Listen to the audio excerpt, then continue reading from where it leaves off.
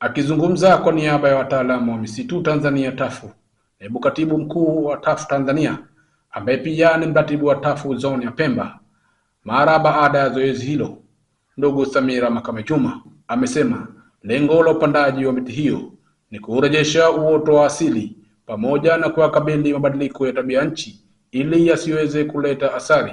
Hivyo amewataka walimu pamoja na wanafunzi kuitunza miti hiyo ili iweze kuleta mabadiliko chanya.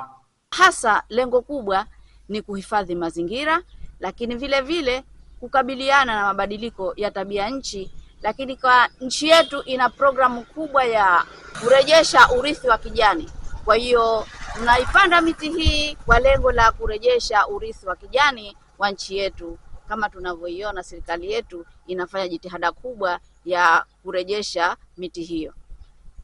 Mimi ninachokiomba hapa, tupo katika upandaji, hilo ni la kwanza, lakini nawaomba walimu na wanafunzi tushirikiane kwa pamoja kuhakikisha kwamba miti hii tulioipanda hapa inatunzwa na inahifadhiwa na wasiingie wanyama ili kuiharibu miti hii.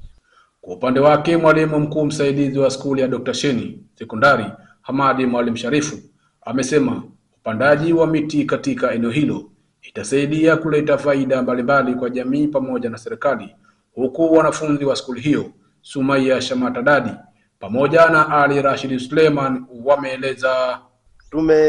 Hili zoezi tumelipokea katika hali ya furaha sana.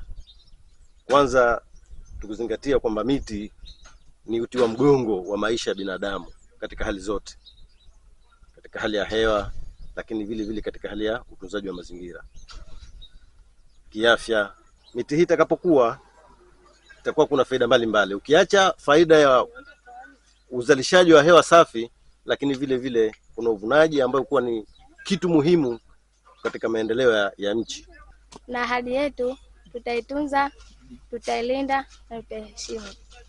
Sisi kama wanafunzi tumelipenda na tunaomba wizara ama viongozi waendelee kuchukua juhudi zaidi kuweza kutuendelezea jambo hili, kwa sababu ni jambo ambalo mwanzo hatukulitegemea kutokezea, kwa sababu maeneo yalikuwa yapo wazi sana. Jumla ya miche 2500 imepandwa katika skuli ya Dr. Sheni. Nikiripoti kutoka kisiwani Pemba, ni mimi Maulid Hamisi.